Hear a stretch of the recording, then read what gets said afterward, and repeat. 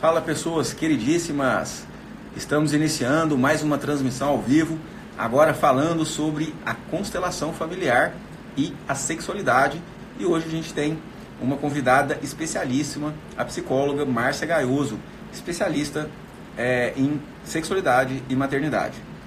E vamos entrando aí, galera.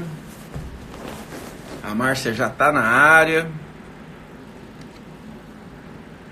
Solicitações, adicionar, aguardando Márcia Gaioso.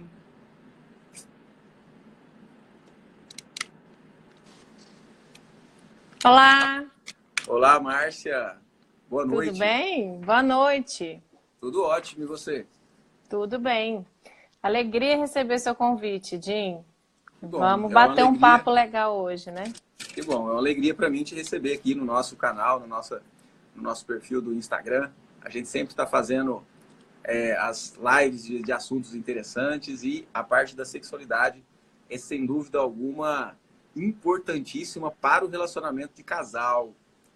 É muito comum, né, Márcia, a gente encontrar no contexto terapêutico casais que têm um convívio fraterno, quase como irmãos, e o que acaba levando a uma monotonia e muitas vezes até a separação.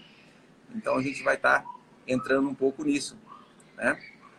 Sem dúvida nenhuma. Até porque, né, Jim, o principal fator que conecta um casal, assim, o grande diferencial de um casal é, na verdade, a relação sexual. Eu digo que basicamente todo o resto dá pra gente fazer com amigo até, né? Mas sexo, a gente... Tem os que fazem sexo com amigo, mas sexo a gente faz com o nosso parceiro, né? O nosso companheiro ou companheira. Sim, sim. Então eu vou falar um pouquinho da abordagem da constelação familiar no relacionamento de casal, e você entra mais na parte específica da sexualidade, beleza? Combinado. Então deixa eu primeiro dar uma boa noite para essa galera aqui. Muito boa noite a todos que estão entrando. Sejam todos muito bem-vindos mais uma vez. É uma honra e é um prazer receber vocês aqui, principalmente hoje com a visita da Márcia conosco. Sejam todos muito bem-vindos. E eu quero saber de vocês, quem tem questões aí no relacionamento de casal, as complicações, os conflitos, quem percebe-se com problemas na própria sexualidade. Descreve aí. Vamos reconhecer e assumir os problemas e os conflitos para que nós possamos resolvê-los. Eu e a Márcia aqui estamos totalmente à disposição de vocês. A gente faz esse trabalho aqui para responder o que vocês querem. E se vocês conhecem outras pessoas que gostariam de entender um pouco mais desse assunto que a gente está falando, clica aí nesse aviãozinho, nessa setinha que tem no canto aí, marca essa pessoa, que ela vai ser direcionada aqui para a nossa transmissão ao vivo, tá? Muito obrigado pela presença de todos vocês. Então, nós conversamos aqui com frequência sobre algo relacionado à postura. A postura é um estado de juízo de valor em relação às coisas, né? É um jeito de se colocar. Qual é a interpretação que eu faço de uma situação ou de outra? Deixa eu baixar esse ar-condicionado aqui. Alessandro, Que ele estava aumenta a luz aqui, tá meio escuro. quentinho. Então é o seguinte, se eu for assim, colocar algo que eu creio que é mais importante na relação de casal, é realmente o equilíbrio na relação de troca. É a lei sistêmica que mais nós encontramos como causa dos conflitos. O desequilíbrio na relação de troca é a causa mais comum dos conflitos e das separações, juntamente com a rejeição aos próprios pais. Então, a hierarquia é marcante, a necessidade de respeitar, agradecer incondicionalmente os nossos pais e principalmente pela trajetória no relacionamento que eles tiveram com a nossa mãe, né? O nosso pai e a nossa mãe. A trajetória de relacionamento deles tem que ser percebida e considerada por nós boa o suficiente. Se eu fico julgando com dó da minha mãe por ter sido infeliz no relacionamento, eu acabo sendo infeliz no relacionamento. Se eu julgo meu pai por ter traído, eu acabo ou traindo ou sendo traído. Então é aquela coisa que a gente sempre fala, que cospe para cima, cai na testa, né? Em outras palavras. Desse jeito. Então, respeito aos pais do cônjuge, ou seja, honrar, agradecer também incondicionalmente, sem críticas e julgamentos, aos sogro e sogra. Isso também é muito importante. E eu vou entrar um pouquinho agora na postura do masculino e do feminino. Então, a postura do homem para dar certo em um relacionamento é uma postura de liderança, é uma postura de um pouco mais de comando, é uma postura de assumir a responsabilidade de muitas decisões, é uma postura de maior enfrentamento. Ninguém está falando aqui, repito, de certo e errado. Nós estamos falando do que vem dando certo nas múltiplas gerações anteriores. Então, nas dezenas, centenas, milhares de gerações anteriores, o homem assumiu um papel de liderança, de decisão e de proteção do seio familiar. E a mulher assumiu um papel de carinho, um papel de sedução do homem, um papel de servir ao seio doméstico com o seu afeto, com o seu amor. E o que a gente mais está vendo? Sim.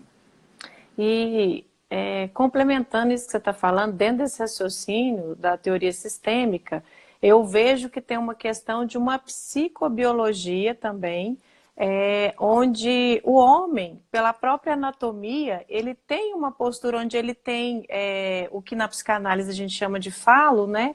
Que é simbolizado pelo órgão genital, que é uma protuberância. Então é como assim, se ele tivesse um a mais para ir adiante, que eu acho completamente correspondente a essa postura sistêmica que você está falando do masculino.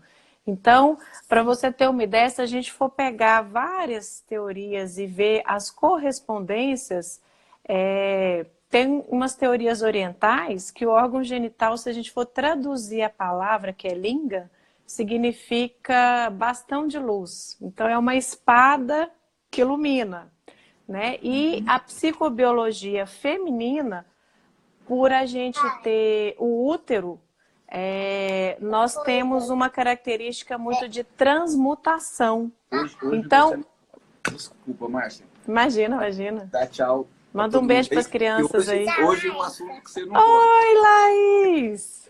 Oi, lindona! A Estela tava me falando aquele doce. Tá bom, vai lá. Tchau, beijo. A Maite e a Maísa tá lá em cima, fechada no quarto, perguntando das meninas. Pois é, elas estão aqui enrolando o brigadeiro, pensa. Oh, beleza. Mas então... Mas então, essa psicobiologia feminina, aonde nós temos um buraco na nossa anatomia, né, e um recipiente, que é o nosso útero, nós temos uma característica de transmutação. Nós recebemos as coisas e transmutamos. E eu vejo que isso é muito compatível com a ideia de um masculino mais ativo, com a protuberância simbolizada pelo pênis, e um feminino com uma passividade ativa. Porque, por exemplo, a gestação ela é uma espera ativa. Tem uma vida se formando lá dentro, tem um ser se formando lá dentro. Então, acho muito bacana quando a gente escuta uma teoria e percebe que existe essa correspondência noutras teorias, noutras linhas de raciocínio. Muda o nome, mas é absolutamente correspondente, né? Compatível. Sim, sem dúvida alguma. E a gente percebe que está tudo conectado, né? A separação é uma grande ilusão. Então, as formas físicas, a história como ela veio se formando, o que se passa, hoje nas relações. Tudo isso simboliza a essência. Então, está tudo conectado. E o que a gente vê hoje em dia, Márcia, e galera que está conosco aí, é um movimento, né, das mulheres, principalmente, em direção a um feminismo que desconsidera essa diferença. Um feminismo que talvez pregue a igualdade, aonde não existe uma igualdade, aonde existe uma reciprocidade e uma equivalência de valor. Porém, um homem nem de longe é igual a uma mulher. A função dentro do casal, nem de longe, é a mesma do homem e da mulher. E quando a gente respeita essas leis, não só biológicas, mas sociais, a gente acaba tendo uma chance de sucesso maior. Então, sim, a gente se alinha, né? Sim, só para concluir essa parte aí do feminismo, que na verdade dá pano para manga, tem gente que pula alto na hora que a gente fala disso, é que nós temos aí toda uma geração de mulheres extremamente capazes profissionalmente, extremamente instruídas, que se dedicaram muito a ser independentes, são independentes de um ponto de vista muitas vezes profissional e de decisão, toma suas decisões, bate no peito, tem alegria de falar que não depende de homem nenhum para se sustentar ou para tomar suas decisões. Isso baseado na crítica e rejeição ao modelo, provavelmente, do próprio seio doméstico, né, do pai e da mãe. Geralmente, essa mulher feminista, ela veio de um lar onde o pai foi muito autoritário e a mãe muito submissa. Então, ela se revolta contra aquilo e se torna muito líder, ativa. Porém, é uma mulher que não consegue parar, geralmente, em um relacionamento. É uma mulher que se frustra na maioria dos relacionamentos que entra. Por quê? Assumindo a postura muito do masculino, da liderança, da decisão, ela acaba por competir com o homem. E aí o homem que esteja dentro da postura do masculino, ele não vai tolerar isso muito tempo e essa mulher acaba ficando solteira. Estou falando disso porque isso é muito frequente. Eu atendo com constelação com muita frequência as mulheres nessa postura. O que você acha, Márcia? Eu acho que é isso mesmo que acontece. Eu também vejo isso dentro do meu consultório. E na hora que você estava falando, eu lembrei de uma metáfora muito bacana que o Décio, meu professor, citou uma vez, que é só a gente pensar o seguinte, essa questão das diferenças do masculino e do feminino. Imagina o seguinte, eu te dou uma nota de 50 e você me dá outra nota de 50 que tem na sua carteira. A gente trocou, não trocou? Mas o que acrescentou? Eu peguei uma outra nota igual à minha. Então, o interessante dessa comunhão do masculino e do feminino é porque a gente não faz uma troca de igual, a gente faz uma troca de diferente. E isso sim acrescenta. E o que seria essa diferença?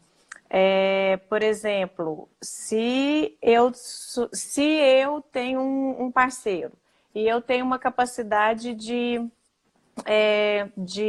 fazer planejamentos de agendas e tudo. Se eu fizer os planejamentos de agenda da família, a família vai caminhar com uma otimização do tempo. Então, assim, tem uma capacidade de gestão de tempo melhor, por exemplo. Mas, ao mesmo tempo, na verdade, isso é real. Ao mesmo tempo, quando eu vou, às vezes, olhar uma situação, eu considero tudo da situação e eu demoro, às vezes, a dar um outro passo, a tomar uma decisão, porque eu quero considerar tudo. O Alessandro, meu marido, ele já tem uma capacidade, assim, de ser objetivo muito melhor que eu, muito prático. Ele chega e fala, não, é papum e resolve. Assim, coisa que eu passei 4 horas, assim, nossa, o que eu faço? Ele chega e resolve. Mas a questão de gestão de tempo, de logística, eu sou muito boa. Então, a gente vai fazendo essas trocas. Então, se existem questões na nossa vida em comum, aonde precisa ser tomada uma decisão, com muitas coisas envolvidas, ele chega e resolve com muita competência. se existem questões de planejamento de tempo e logística, eu consigo resolver também com muita competência. E isso é interessante nessa relação de um masculino e um feminino, né? E geralmente o masculino ele tem uma capacidade de ser mais objetivo mesmo, a mulher ela tem uma capacidade de considerar as variáveis e resolver uma questão. E quando a gente não quer competir, quando a gente quer somar, quer comungar, a gente tolera essas diferenças, a gente ganha com essas diferenças. Agora, por exemplo, trocando por uma situação mais simples, se eu cozinho melhor com o Alessandro e ele dirige melhor do que eu, se a gente fosse falar assim, nesse raciocínio, nessa tendência de igualdade, que de fato não acontece, se a gente fosse separar a metade da semana o Alessandro dirige, a metade eu dirijo, metade da semana a família ia ficar andando comigo dirigindo mais devagarzinho, mais songuinha, por exemplo. E metade da semana se eu fizesse comida e metade da semana se o Alessandro fizesse comida, metade da semana o povo ia comer só pizza do mesmo sabor, porque é a única coisa que ele sabe fazer, por exemplo. Então, para que fazer essa divisão com uma ideia utópica de igualdade se a nossa realidade, inclusive física, de cara já, ela é diferente. Então, o bacana que eu vejo é a gente ficar em paz com a realidade, a gente concordar com o que é, se alegrar e se enriquecer com essas diferenças, né? Sim, exatamente. Vamos ver a participação da galera aqui, que nós estamos aqui para vocês, então eu quero ver o comentário de vocês. A Gabi está falando que concorda, doutor, muito obrigado pelo comentário, pela participação. Orlando da Silva Mourão, seja bem-vindo, amigão. Diga. Dinho, eu estou vendo uma última perguntinha aqui, e quando é o contrário, da Reinhildes? Pois é, podemos responder assim, quando é o contrário é possível, sim, existem casais, entre aspas, invertidos, um casal assim, publicamente com essa indicação de uma certa inversão de papéis masculino e feminino, seria John Lennon e Yoko Ono, porque o John Lennon ficava em casa com o filho fazendo pão integral, a Yoko Ono ia para a rua fazer um trabalho como empresária, e eles viveram o tempo que eles ficaram juntos aparentemente felizes, está tudo certo, não tem problema nenhum. A única questão que eu observo no consultório, e aí eu vou querer ouvir também sua experiência, Jim, é que costuma ser um pouco mais difícil. É como se essa inversão ela exigisse uma certa competência desse casal que está numa postura geralmente invertida. Não sei o que você acha, Jim. Então, essa inversão de competência, ou seja, a mulher assume mais uma postura do masculino, de líder, de vai ao mundo, de trabalha fora, de toma as decisões, e faz questão disso. E o homem, por um outro lado, mais passivo, mais doméstico, mais com cuidado, né, com as crianças, com mais dificuldade de tomar decisões, dependente da esposa para tomar decisões.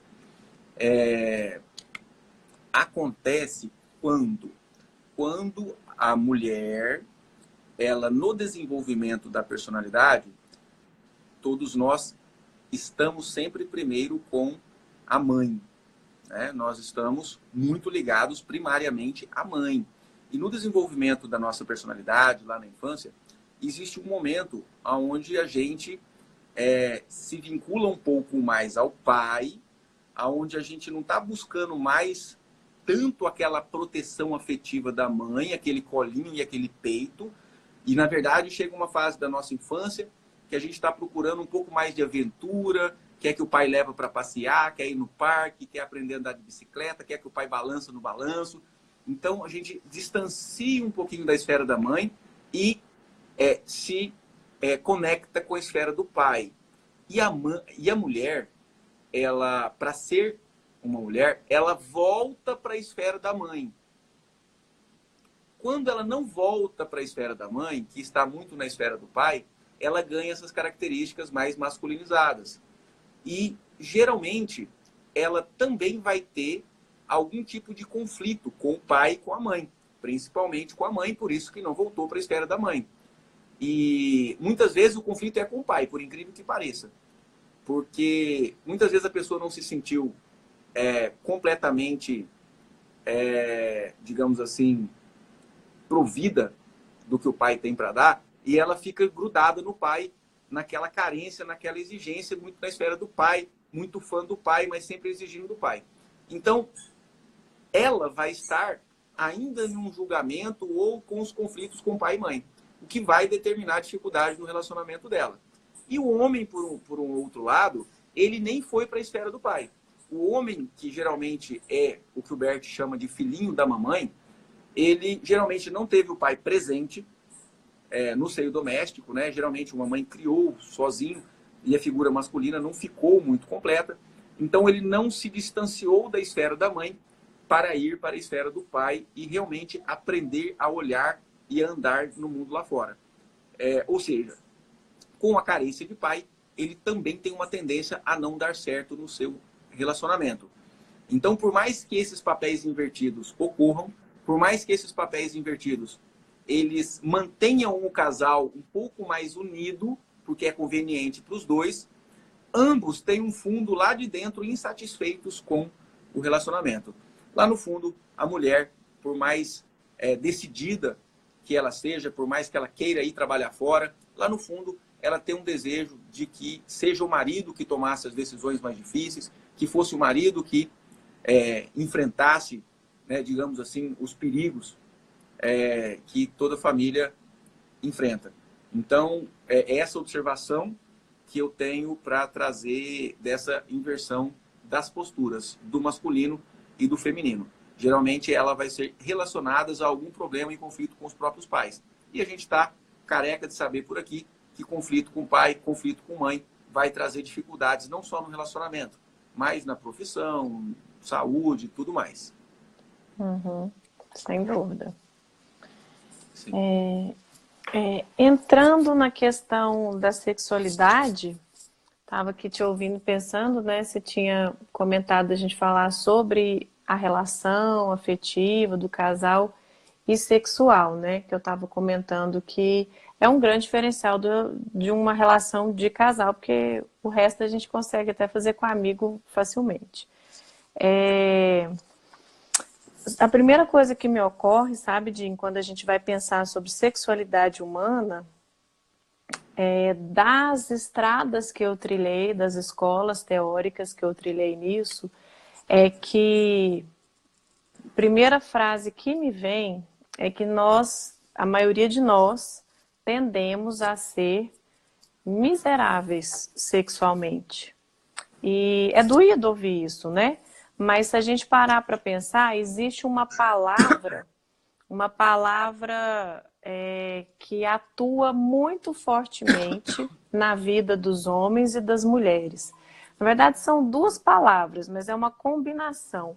É a repressão e a pressão, onde geralmente a repressão atua mais fortemente nas mulheres, né? Numa sociedade patriarcal, que é a sociedade que nós vivemos aqui no Brasil nos dias atuais, e a pressão ela atua mais fortemente nos homens, nessa sociedade patriarcal.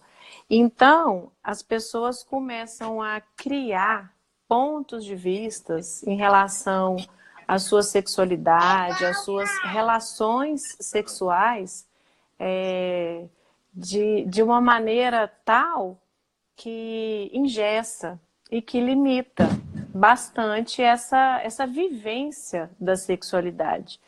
E as estatísticas, elas não são favoráveis.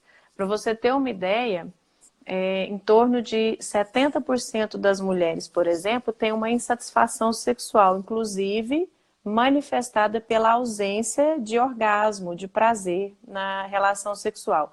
E o alto consumo de Viagra, de remédios desse tipo, e também as queixas na nossa pequena amostra no consultório no dia a dia, demonstra também que as coisas não estão muito fáceis, não estão muito leves, não estão muito harmoniosas para os homens, porque tem um alto consumo de medicação e um alto índice de reclamação das mulheres de vários aspectos, né? Que os homens não são, depois que casa, quieta e não vai conquistar mais, e que não é criativo, e que o desempenho às vezes também não é satisfatório. É uma infinidade de queixas, né? Não sei como é que isso aparece para você, mas é bastante comum na minha clínica.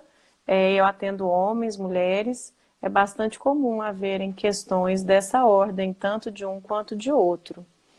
E aí, o que será que o pessoal gostaria de saber, se alguém tiver alguma dúvida, alguma questão aí, para dar um norte, porque é tão amplo, né, esse assunto, que Muito recorte que a amplo. gente pode dar, né? É muito amplo. A gente poderia ficar horas e horas aqui falando disso. Me Uhum. veio mil coisas aqui que daria, cada assunto aqui daria uma hora inteira de conversa aqui, né? Assim, mas aproveitando o gancho aí da repressão e da pressão, eu vou contar um episódio meu que talvez ilustre algo sobre a repressão. Aí depois você fala um pouco sobre a pressão, que eu não entendi a parte da pressão. Uhum. Eu estava tendo umas crises de ciúme da minha esposa, né? Que ela gosta de usar uns decotes de vez em quando e tal. E aquela crise de ciúme danada, né? Eu falei, gente, não é possível. Racionalmente, é fácil de entender e de levar e tal, mas lá por dentro aquilo doía. E aí eu entrei em processo meditativo, fiz uma respiração, umas 20 conectadas, e me dei o comando, olha, por que tudo isso? Para quê? Qual que é a real causa desse meu mal-estar, dessa minha insegurança em relação a isso? Puf, veio imagem de mamãe e papai. Meu pai e minha mãe, nos conflitos deles, nas crises de ciúmes, que o meu pai tinha bastante. E era como se eu, rejeitando aqueles episódios de conflito e de agressões verbais, eu me obrigasse a ter aquele sentimento. Porque ali ficou muito bem passado para mim que, como existia um ciúme muito grande, ficou muito bem passado para mim que a traição, ou a possibilidade da traição, ou a hipótese de traição, era algo digno de morte, era algo digno de muita dor, era algo digno de destruir tudo. E aquilo entrou dentro de mim enquanto eu rejeitava a história do passado dos meus pais. Quando eu pude olhar para essas histórias de ciúmes dos meus pais, e o fato dele ter sido extremamente ciumento, e concordar com ele do jeito que foi, dizer para ele, paizinho, tá, assim, mentalmente, no meu processo meditativo, dizer para ele, paizinho querido, tá tudo bem que tenha sido assim. Eu sinto muito que o senhor tenha sofrido tanto disso, porque às vezes a gente vê o sofrimento de quem sofre com o parceiro ciumento, mas quem tem o ciúme patológico sofre pra caramba. Então eu fiz um movimento da minha alma de reconhecer que, eu sinto muito que o senhor sofreu tanto disso, mas eu não posso fazer nada, eu concordo, se esse é o seu jeito, e o senhor é meu pai, eu só tenho que te agradecer do jeito que o senhor é. Automaticamente aquilo veio trazendo um alívio para dentro de mim. E, concomitantemente, eu olhava para a imagem da minha mãe sofrendo toda aquela repressão e aquelas condenações, aqueles julgamentos, e concordar também que a minha mãe tinha algo em si que queria viver aquilo. Provavelmente identificada as mulheres reprimidas dos sistemas familiares, tanto da minha mãe quanto do meu pai. Então, isso ilustra um pouco da repressão, né? Que ela é social, mas é lógico que a cultura social a gente aprende primeiro dentro de casa. E o que você acha disso? E fala um pouquinho da outra parte aí da pressão, para a gente entender.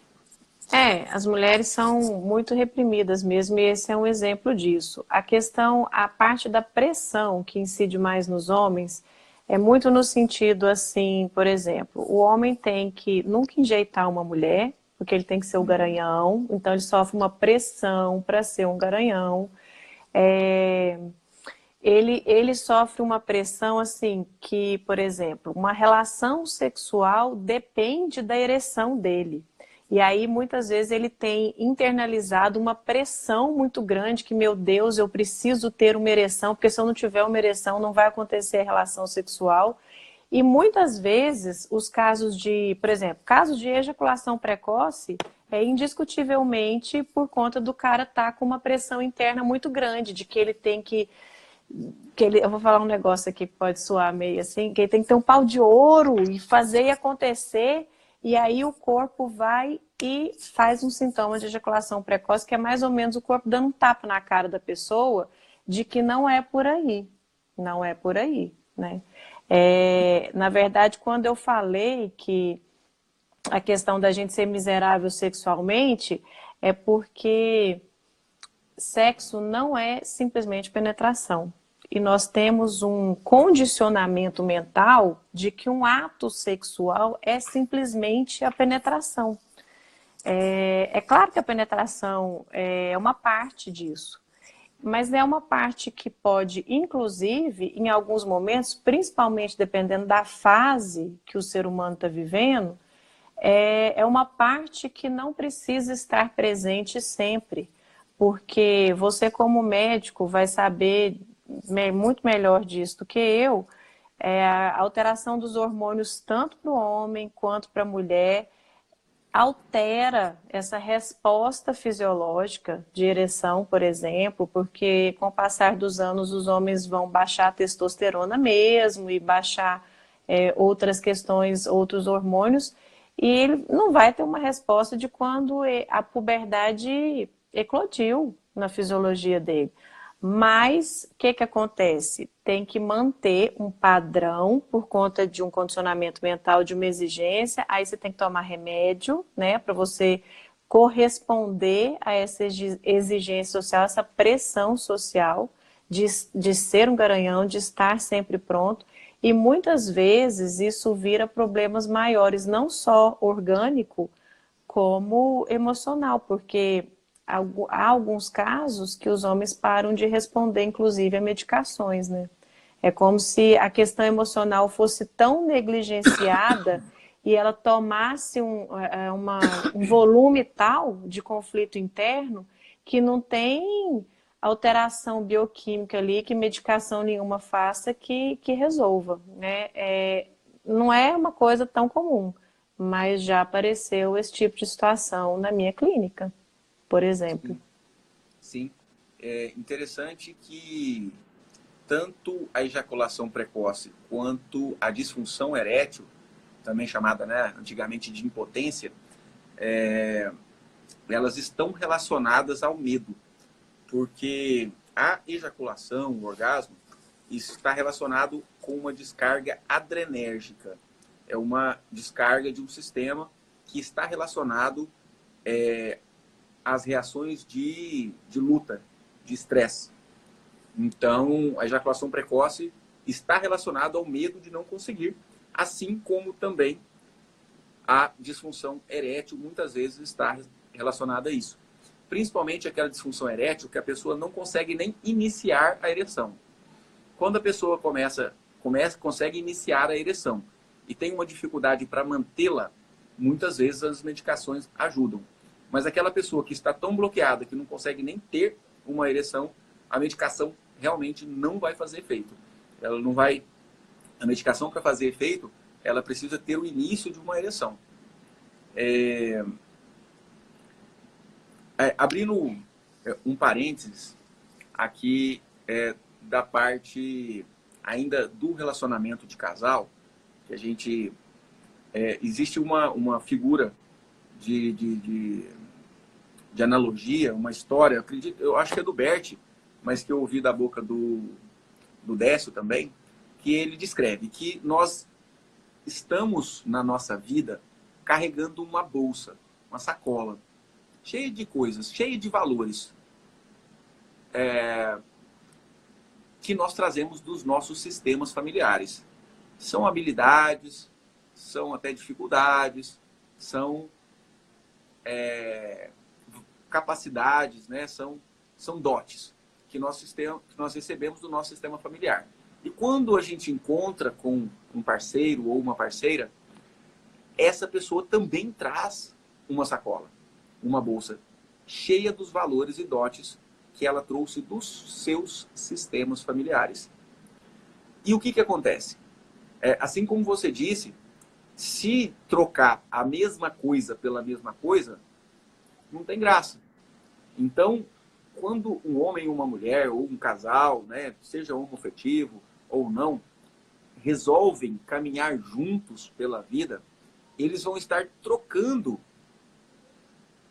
esses valores, trocando esses dotes, trocando esses objetos que eles trazem do próprio sistema familiar.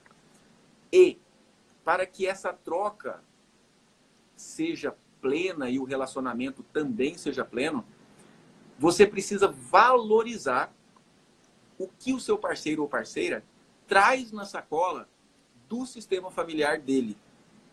Então, entender que aquilo ali é algo que complementa na sua própria vida. Então, o estudo da relação humana, através da constelação familiar, ela fala que nós procuramos e buscamos no parceiro ou na parceira algo que falta ao meu sistema. Então, até em situações muito intensas, até patológicas, né? O Bert descreve uma situação onde o marido ele teve os seus avós mortos de inanição na guerra. E a necessidade de trazer de volta os avós fez com que ele se apaixonasse e se casasse com uma mulher que sofria de anorexia e que caminhava e caminhou para a morte através da inanição. Então é como se ele buscasse o que faltasse nele, no parceiro ou na parceira. É lógico que eu descrevi algo patológico, mas a gente pode e deve valorizar e ver o quanto serve para mim isso que o meu parceiro ou a minha parceira tem de valor para entregar na nossa relação. E é isso que eu até chamo a participação de vocês aí, que comentem o que é que você mais odeia no seu parceiro ou na sua parceira que traz do sistema familiar dele ou dela. O que é que o sogro e a sogra ensinou para o parceiro ou para a parceira que você odeia? Coloca aí nos comentários que eu vou explicar um pouquinho mais sobre isso aí. Diz aí, Márcia, entra um pouquinho mais na parte da sexualidade. Já passou das 9 horas, não tem criança na sala. Pode falar um pouco mais aí. Então, eu fiquei só querendo entender um detalhe da história que você estava comentando. Esse caso que ele buscou uma parceira com anorexia, o que faltava no relacionamento, o que faltava no sistema dele seria a questão da comida, porque os avós sofreram como sofreram na guerra? Na verdade, como os avós foram excluídos por ter tido aquela história, ou seja, isso é um emaranhamento, algum descendente teria que fazê-los ser lembrado com aquela vivência. Né? Entendi. Então, o que faltava no sentido desses avós que pertenciam ao sistema e tinham sido excluídos. E aí eles acabaram sendo representados naquela esposa que tinha esse sintoma da anorexia. Ok. Exatamente. Porque, na verdade, quando a gente casa, quando a gente se relaciona, quando a gente entra em um relacionamento, nós não casamos com a pessoa sozinha. Nós casamos com o sistema inteiro. Então, essa mulher, ela sofreu a influência também do emaranhamento com os seus sogros, com os avós do marido, né? Não sei se é sogro ou sogra. Uhum. E esse tipo de coisa se repete em várias dimensões, né? Por exemplo, em relação à sexualidade, é comum eu me lembrei de um caso onde uma pessoa tinha um pai que tinha pedofilia, que apresentava pedofilia, e isso naturalmente era algo velado, isso não era explicitado absolutamente no sistema, e ela passou por situação de abuso desde os 2 anos de idade.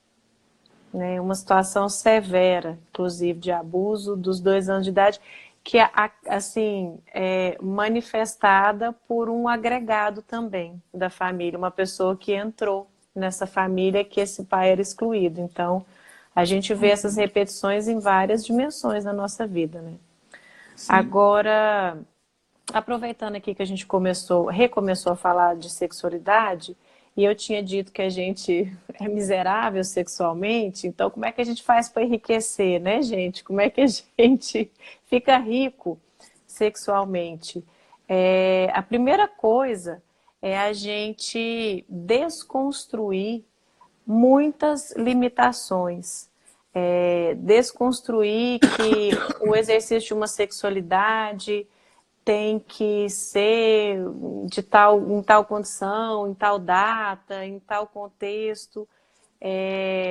Até porque a questão da sexualidade, ela é assim, vivida a partir de uma energia que foi identificada por algumas teorias como energia de vida, pulsão de vida, energia sexual. E assim, tem tanta coisa interessante nesse universo. O que eu gostaria de trazer, que talvez não seja tão comum da gente ver em vídeos, em conteúdos que a gente acha, é que, por exemplo, a gente entende que os homens, quando têm orgasmo, ejaculam, por exemplo, e não necessariamente. Isso é também muito um condicionamento por conta desses pontos de vista. Aí a gente tem que desconstruir isso para que os homens consigam vivenciar a plenitude da sua sexualidade de uma forma onde ele consiga sentir orgasmo sem ejacular, por exemplo. Né? E o contrário, a gente não espera que as mulheres ejaculem. E as mulheres podem ejacular. Tem alguns tratados de fisioterapia que tentam entender isso, mas aonde a gente encontra mais bibliografia sobre isso são em teorias orientais, né, como o taoísmo, o tantrismo e etc., aonde, dentro daquele raciocínio de que a mulher, o feminino, ele é uma energia de transmutação, e a gente tem um órgão que representa essa transmutação, que é o útero, que recebe um espermatozoide e transmuta em vida num outro ser humano. Então, assim, o que é explicado nessas teorias é que uma mulher recebendo o sêmen do homem e a energia vital do homem nos intercursos sexuais, ela pode materializar isso num líquido e ela pode ejacular também. E aí tem muitas considerações que são colocadas da seguinte maneira. Porque a ejaculação para a mulher, nessas teorias, ela é extremamente saudável, ela é extremamente benéfica. É muito comum, por exemplo, ter uma dinâmica onde o homem está estressado e ele quer transar para desestressar, para relaxar. Só que o que acontece? Como existe uma troca energética, porque tudo é energia também ao mesmo tempo, esse homem ele vai jogar para dentro dessa mulher estresse. Vai jogar para dentro dessa mulher raiva, frustração, estresse, tudo que ele quer aliviar. Se essa mulher não consegue ter um orgasmo para transmutar e até, preferencialmente, conseguir ejacular, ela vai ficando preenchida disso, preenchida disso, preenchida disso. E aí o que essas teorias apontam é que a questão da histeria feminina, né, a loucura feminina, a mulher doida, a mulher parolada, a mulher descompensada, está muito relacionado, muitas vezes, com essa situação dela ficar só recebendo cargas negativas, cargas desestabilizadas, e ela fica completamente preenchida de desestabilização. Então, é muito interessante a gente considerar esses pontos de vista e começar a expandir nossa sexualidade. E aí, o que acontece? A gente paga academia para cuidar do corpo, a gente vai no médico para cuidar da nossa saúde, a gente vai na escola para cuidar do nosso cognitivo, e a gente não tem na nossa sociedade hábito de cuidar da nossa sexualidade, de cuidar da nossa intimidade. Hoje em dia existe coach de relacionamento sexual, existem terapias direcionadas para o corpo, onde a sexualidade é necessariamente trabalhada, porque, para começar, a vida só surge para todos nós a partir de uma relação sexual. Então, não é pouca coisa, é uma energia muito forte, é uma energia de vida. E nesses escritos orientais, é dito que a energia que o homem impõe quando ele ejacula, ela é tão grande que ela faz uma conexão metafísica com algo maior, a ponto de surgir a partir dessa busca. É como se fosse assim, eu já escutei isso algumas vezes, o homem busca a alma e a mulher constrói o corpo que essa alma vai habitar, quando há a questão da fecundação. Porque são processos energéticos muito grandes. E por falar em mulher transmutar isso, né, a mulher fazer a partir desse sêmen uma vida, a primeira coisa que nós mulheres podemos observar em relação à nossa sexualidade é como que está, por exemplo, a nossa menstruação.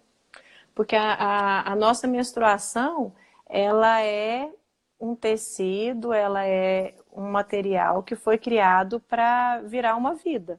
E aí, em não virando, né, com a não fecundação, a gente coloca isso para fora. E se a gente tem cólica menstrual, se a gente tem TPM, se a gente tem mau humor, na verdade existe uma questão da nossa sexualidade que não está equilibrada, e isso é manifestado nesse momento onde a gente está colocando para fora as coisas. Então, se a gente está colocando para fora cólicas e TPMs, é porque tem coisa aqui dentro que não está bacana, para a gente se reequilibrar, se reorganizar. E da mesma maneira que o sêmen do homem tem essa energia de vida tão forte, né? A menstruação também tem. Existem orientações para que a gente não deixe que a menstruação seja só algo expulso do nosso organismo, porque é algo muito potente.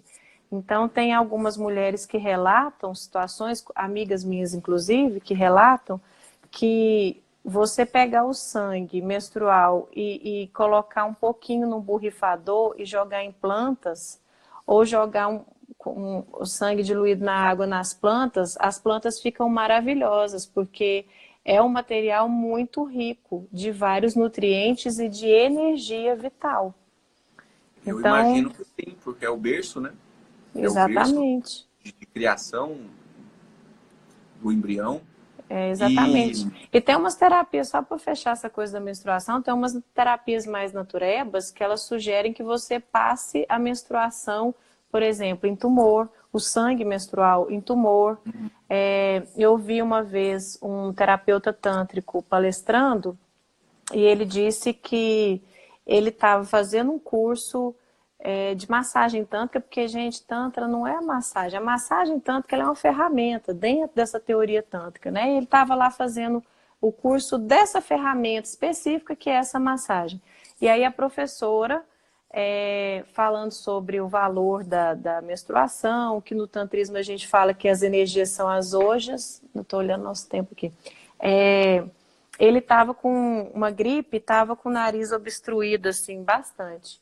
E aí ela falou, tem alguém aqui Ela perguntou se alguém estava com alguma mazela física, e ele falou, tô com o nariz entupido, tô gripada. Ela falou, tem alguma mulher aqui que tá no seu período menstrual? Aí tinha uma que estava. E aí ela falou, fecha o olho, e passou o sangue nessa região do nariz dele. Ele disse que na hora ele morreu de nojo, porque ele ainda tinha muitos condicionamentos mentais. Depois ele foi desconstruindo muitas coisas e parou de ter esses nojinhos, que na verdade são repressões culturais. Mas ele disse que quando ele recebeu a menstruação no nariz, parecia que ele tinha pingado um sorino. Ele disse que foi abrindo e desobstruiu, porque ela estava falando sobre essa questão da energia. Ela falou, o que ela fez foi uma prova material dessa história. E aí, isso ele conta que para ele foi muito importante para ele virar uma chave mental e parar com alguns pontos de vista fixos, limitantes, né? De ver o valor que existe ali, o ouro que existe ali. Mas nós, com toda a nossa repressão, com todas as nossas questões culturais, a gente trata de tornar aquilo sujo, errado, feio, esse tipo de coisa, né? Então tem muitas coisas que nós podemos refletir nesse sentido, né? Não necessariamente as coisas são o que nós julgamos que são, né? Na verdade, Sim. tudo é possível, tudo é possível.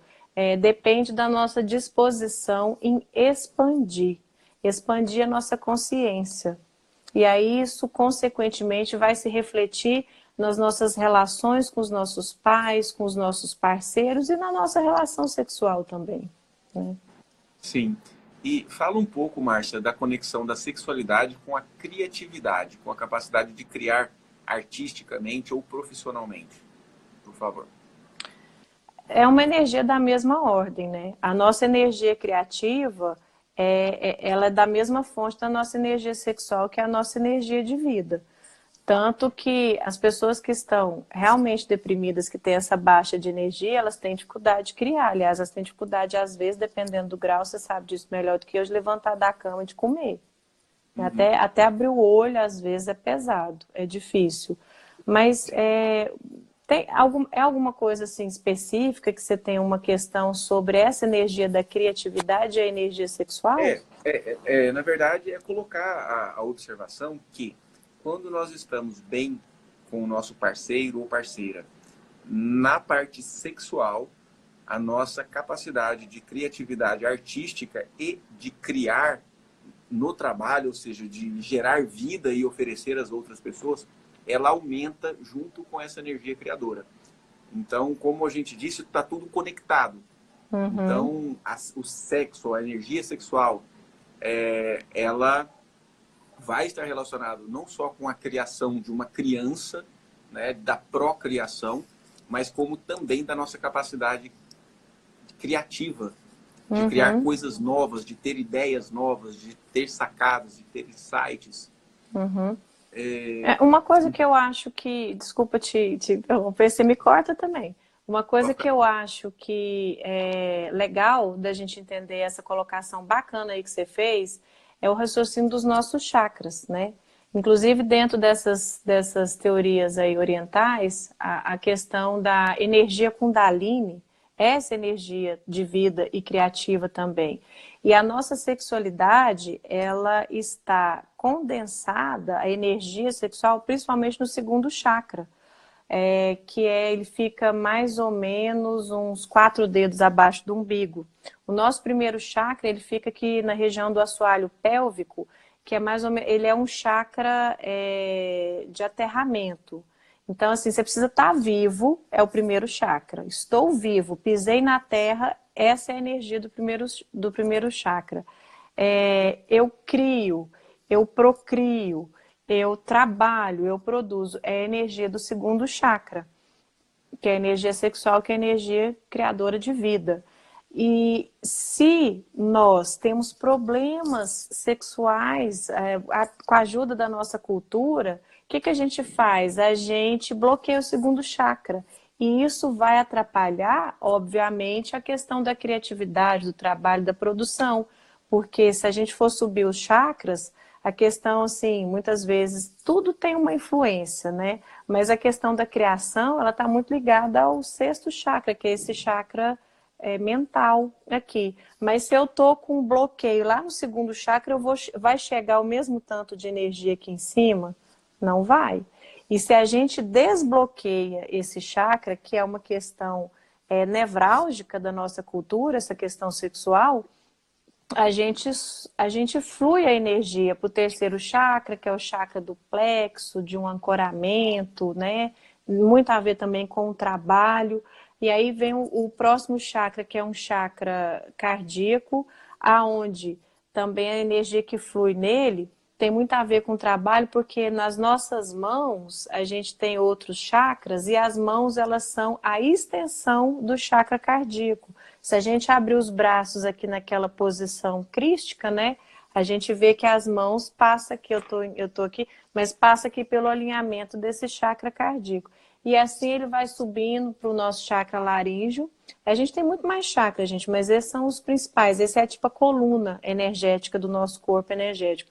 E aí no nosso chakra laríngeo é onde a gente consegue falar, onde a gente consegue expor a nossa criação. E depois temos o nosso chakra mental e por fim o nosso chakra espiritual, que é essa conexão com as energias mais sutis. Então, se nós temos uma sexualidade fluida, bacana, satisfatória, a gente não cria esse bloqueio no segundo chakra. E essa energia flui livremente por todos os chakras, até que a nossa produção seja divina, seja uma produção de uma qualidade grande a serviço da vida. Show de bola, Márcia. Nós estamos encaminhando para o finalzinho, temos só 2 minutinhos. A live hoje passou voando. Terminou, papai? Dá tchau para todo mundo aí. Terminou, papai? Tchau. Tchau. Terminou? Tá terminando. Espero lá. Tchau, lindinha. Tchau. Nossa, tem tantos comentários legais, né, Jim? Pena que Pois não deu é, pra eu gente tava interagir passando tanto. Eu estava passando aqui, alguém perguntando sobre a interferência da pornografia, falou que quando o homem não tem interesse na mulher e fica com interesse na pornografia, e eu perguntei o que vocês mais odeiam, né, em relação à família do cônjuge, né, o sogro e a sogra. Muita gente falou assim, a minha esposa não largava da família. E aí a gente vê essa necessidade também que para constituir uma nova família a gente tem que deixar para trás muita coisa do nosso sistema de origem. Então, cada pergunta dessa dá uma live inteira, gente. Nossa, realmente, e colocaram questões valiosas aí, né? Deixa eu só dar um tchauzinho rápido para dar tempo. E só tem 1 minuto. Gente, é o seguinte, senão cai e a gente não dá nem tchau para ninguém. Tá, gente, foi um prazer falar com vocês e assim, a relação sexual começa quando acorda, dá um bom dia de verdade, esteja presente, olha no olho e não cobre nada, não fica fixado no fim, achando que fim é orgasmo, ejaculação, não, é infinito. Então começa no bom dia e não para em nada e deixa fluir energia. Era uma sugestão que eu queria dar nesse aspecto sexual. Gratidão, Dinha, adorei bater papo, agora vou ficar caladinha, então não deixo nem você falar tchau. Não, pois é, muito obrigado, eu estou aqui para te agradecer também, muito obrigado pela sua participação, foi um prazer muito grande te receber aqui, e essa é a primeira de muitas outras que a gente vai fazer juntos com esses temas fantásticos que a gente veio trabalhando hoje aqui. Muito obrigado mesmo a todos vocês, muito obrigado a todos que participaram, que seguiram, que comentaram, tá? É um prazer e uma honra ter vocês sempre com a gente. E lembrando que o treinamento Luz na Consciência, sexta e sábado próximo agora, tá? Mais informações, link na minha biografia. Beijo para vocês todos, beijo para você, Márcia, manda um abraço para a Beijo, Jim. Abraço na Ju também, e nas crianças. Fiquem com Deus, um abraço, tchau, tchau, boa noite. Um abraço, gente, boa noite e gratidão a todos. Gratidão.